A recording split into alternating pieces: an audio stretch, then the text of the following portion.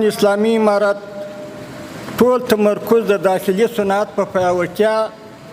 دی او شپه ورځ هڅه کوو چې د خامو موادو د صادرولو پر ځای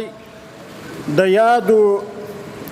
موادو داخلي پروسس ته زمینه مساعده کړو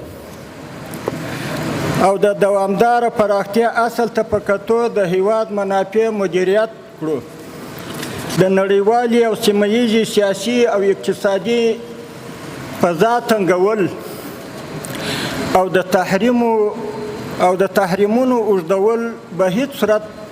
د نړیوال سیاست او نړیوال اقتصاد ته دروند درد نشي دوا کولی، بلکې برعکس دا ډول سیاستونه تهدیدونه زیږوي او د سیمهییز او نړیوال مشارکت ونډه راکموي. بناءً غوښتنه مو دا ده چې نړۍ د رسمي اقتصاد په چوکاټ کې له افغانستان سره تعامل پیاوړی کړي